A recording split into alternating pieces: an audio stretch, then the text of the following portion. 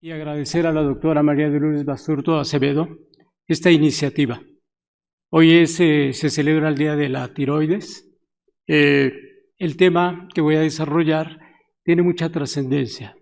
Al inicio de esta plática se resaltaban las limitaciones que tenemos de incidencia, de prevalencia y limitaciones que tenemos en puntos de corte para TSH.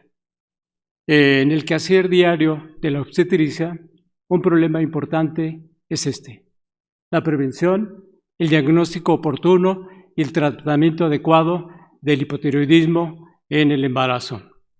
Es importante resaltar que es una enfermedad que resulta de una incapacidad de la tiroides de mantener cantidades suficientes de T3 y T4. La prevalencia ya se ha subrayado de manera general 4% y de embarazo subclínico hasta 15%. La causa más frecuente es autoinmune. Y esto es importante porque dentro de la historia natural de esta enfermedad, posiblemente los anticuerpos antitiroideos formen parte de todo esto. Aunque parece ser que la suplementación de yodo en la sal fundamentalmente es a nivel mundial, todavía existen áreas geográficas con deficiencia de yodo. ¿Y qué pasa en el área de la ginecología y obstetricia?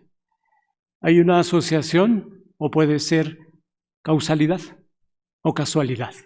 Entonces tenemos pacientes infértiles con disfunción tiroidea, el aborto se puede asociar, la pérdida recurrente de la gestación, hay evidencias fuertes de que se asocia con preeclampsia, diabetes gestacional, parto pretérmino y sangrado durante el embarazo, desprendimiento prematuro de la placenta y retardo en el crecimiento intrauterino. Y algo muy trascendente, por eso es importante este tema. La falta de hormonas tiroideas durante el primer trimestre del embarazo y hasta la semana 18 es trascendente para el desarrollo neuronal en estos embriones y en estos fetos. Y es frecuente también ver estudios de asociación de alteraciones psicomotoras del recién nacido. Y también ha habido también estudios observacionales donde el déficit de atención es más frecuente en estos productos. La tiroides en reproducción es esencial y es bien importante. En biología de la reproducción es esencial en la receptividad endometrial. De la misma manera, ya se señalaba que la autoinmunidad puede alterar el ovario. Y estas pacientes que tienen autoinmunidad hacen fallas ováricas ocultas, insuficiencias ováricas primarias y tienen una reserva ovárica disminuida. Y algo bien interesante, también participa en el desarrollo embrionario. Hay diferentes publicaciones. ¿Qué pasa previamente al embarazo cuando tenemos hipotiroidismo? Ya se señalaba las alteraciones menstruales.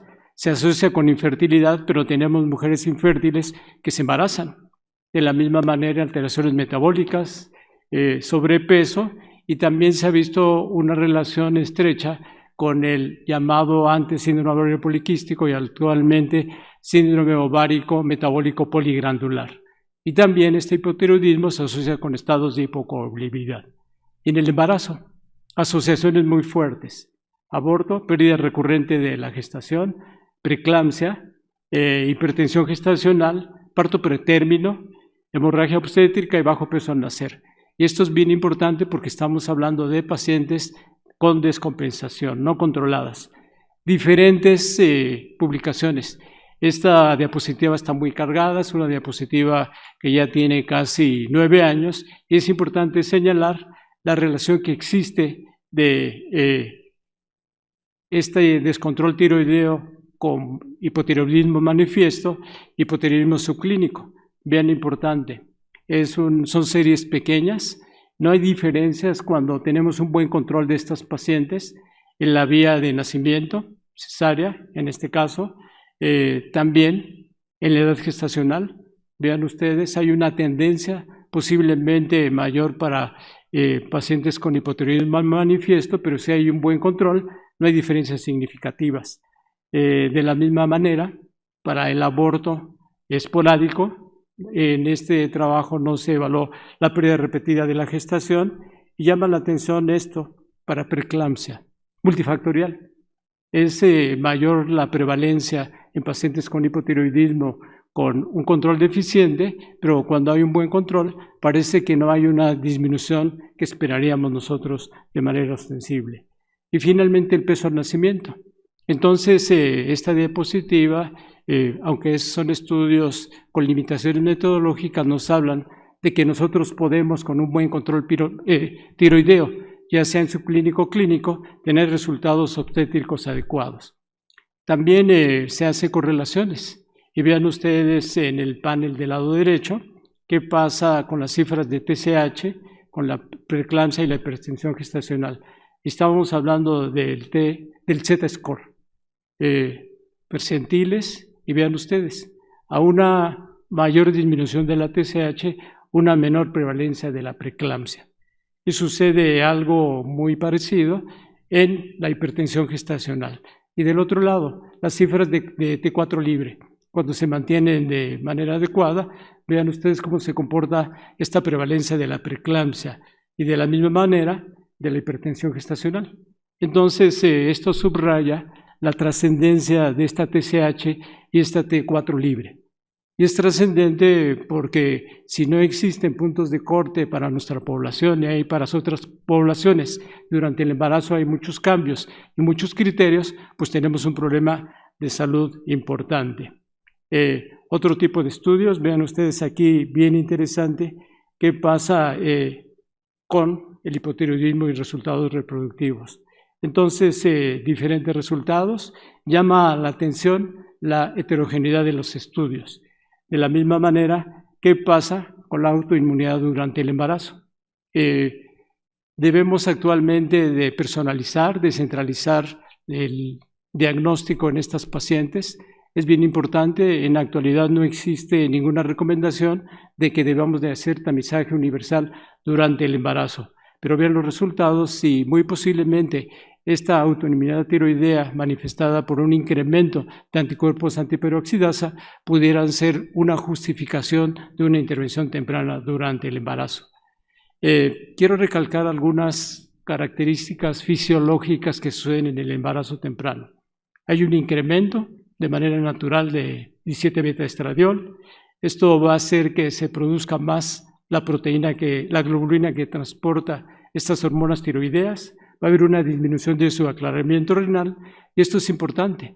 En el primer trimestre se incrementa esta proteína transportadora hasta en 2 o 3 veces. Este incremento va a hacer que tengamos más T3 y T4 y menos T3 T4 libre. Entonces es importante. ¿Qué pedimos en el embarazo? Inicialmente TSH, T4 libre y la T4 total y T3 nos van a funcionar como distractores. También algo interesante, la hormona gonotropina coriónica comparte en su cadena alfa similitud con la hormona que estimula el tiroides. Y vean ustedes, al aumentarse de manera paulatina la hormona gonotropina coriónica, va a aumentar la cantidad de T3 y T4. Va a haber una disminución muy importante de TSH en el primer trimestre. Esto es muy importante. Si esto pasa desapercibido, podemos tener un subdiagnóstico de hipotiroidismo en estas pacientes, que muchas de ellas no se conocían y que el embarazo es un escenario en donde se puede desarrollar esta enfermedad. Y vean esta diapositiva que me gusta mucho, una imagen en espejo. Los niveles séricos de TSH, de hormona gonotropina coriónica, y vean ustedes qué pasa en la semana 10 del embarazo. El mayor incremento de esta hormona gonotropina coriónica con una disminución de la TSH. Y la globulina que transporta T3 y T4 se va a mantener y va a ser así hasta el final del embarazo. Tenemos limitaciones. No tenemos en nuestra población, hasta donde mi conocimiento llega, valores de TSH en poblaciones mexicanas, que tendrían que ser personas sanas, sin anticuerpos y sin ninguna otra enfermedad. Y tenían que ser muestras muy grandes y esta diapositiva, que también me gusta mucho, nos sirve para ejemplificar qué es lo que sucede con el diagnóstico bioquímico de hipotiroidismo. Punto de corte, vean ustedes, 4, unidades por mililitro y la T4 disminuida. Pero ¿qué pasa durante el embarazo? Y esta tabla es muy importante. Vean ustedes la concentración de las diferentes hormonas tiroideas. Quiero que se fijen solamente en la TSH y en la T4 libre, que son las más importantes. En el primer trimestre, los puntos de corte de TSH, vean ustedes, baja el límite a 0.1 y hasta 2.5. Esto es importante.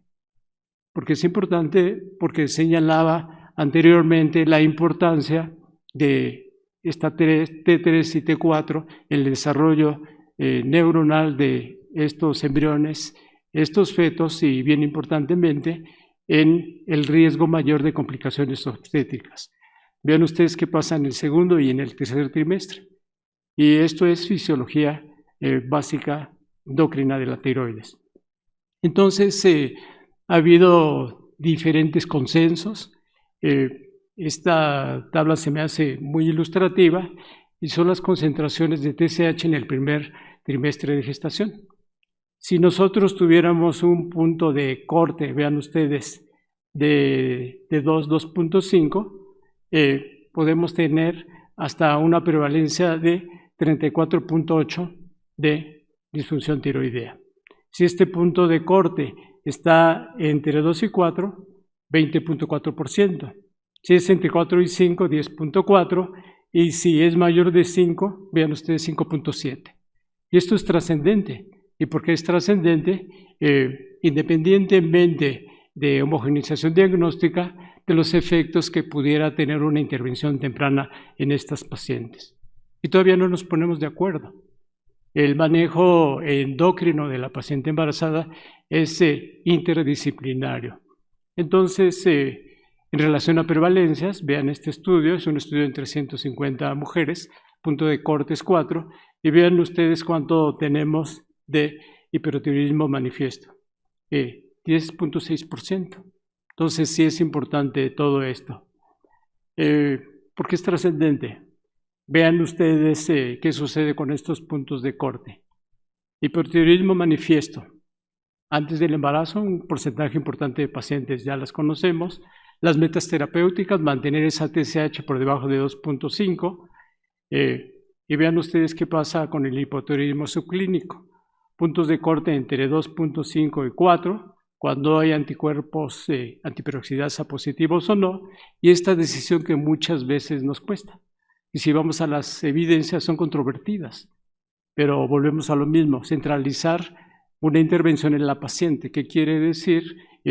Enterar a la paciente de riesgos y beneficios y qué dicen las evidencias. Siempre en medicina hablamos de diagnósticos clínicos. Ya se había señalado lo inespecífico, los síntomas y signos del hipotiroidismo. Y esto se puede aparecer en el embarazo sin que la paciente sea hipotiroidea. Entonces son sumamente inespecíficos. Entonces ha habido recomendaciones. Les decía que no hay tamizaje universal. Y vean ustedes estos 11 puntos, los más importantes de recomendaciones del tamizaje. Por supuesto, la historia de hipotiroidismo o disfunción tiroidea y algunos síntomas sutiles sugestivos. Positividad previa de anticuerpos antitiroideos, antecedentes de radiación de cabeza o cuello y algo bien importante, 30 años. Actualmente nuestras jóvenes que atendemos tienen más de 30 años. En reproducción asistida tenemos pacientes de 40 a 45 años.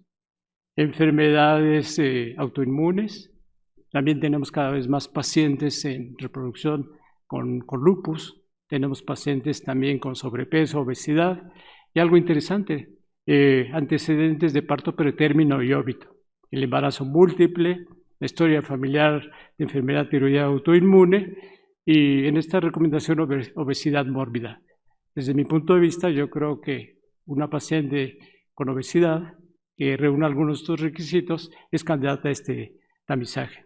Uso de algunos medicamentos que alteran el funcionamiento tiroideo y algo bien interesante, se suplementa la sal con yodo, pero existen algunas zonas endémicas en donde pudiera ser de utilidad este tamizaje.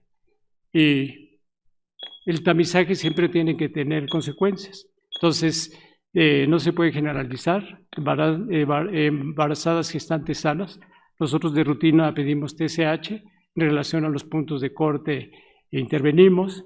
Pacientes que tienen riesgo obstétrico, les hablaba de infertilidad, abortos de repetición, óbito o parto pretérmino. Y finalmente, las pacientes que se embarazan con hipotiroidismo manifiesto. Y finalmente, quisiera terminar esta plática con el siguiente mensaje. Este es un cuadro de la Asociación de Tiroides Americana del 2017, en donde de manera muy puntual nos hablan de, después de estas indicaciones de tamizaje y de esta TSH que tengamos, ¿qué debemos de hacer? Aquí lo más importante son los puntos de corte. Si tenemos una TSH menor de 0.1, pues pensaríamos nosotros en una tirotoxicosis. Entonces tendríamos otro escenario diferente. Puntos de corte entre 0.1 y 2.5, que es la recomendación en el primer trimestre, y vean ustedes 2.5 y menos de 4 y más de 10. Y es muy difícil a veces tomar decisiones. Entonces, anticuerpos antiperoxidasa son importantes y también nos van a hablar de esa intervención temprana en el reemplazo hormonal. Y algo también trascendente, cambia la fisiología del embarazo, en el segundo trimestre disminuyen las dosis por kilo de peso de levotirosina y en el tercer trimestre también. ¿Y qué pasa en el puerperio? En el puerperio muchas pacientes con hipotiroidismo subclínico no necesitamos hacer nada más y se puede suspender la levotirosina. En pacientes con hipotiroidismo manifiesto, 4 o 6 semanas tomamos otro estudio. Quiero finalizar con el mismo mensaje. Es un reto para el ginecobstetra, el diagnóstico, prevención y tratamiento adecuado de estas pacientes. Y hoy en el Día de la Tiroides, pues el mensaje es este. Ya hablaba la doctora de las dos caras de la tiroides, de nuestras pacientes, pero yo creo que en el embarazo tenemos el binomio. Siempre es importante complicaciones, limitarlas en relación, y el mejor ejemplo en esta deficiencia de producción de hormonas tiroideas es el reemplazo. Muchas gracias.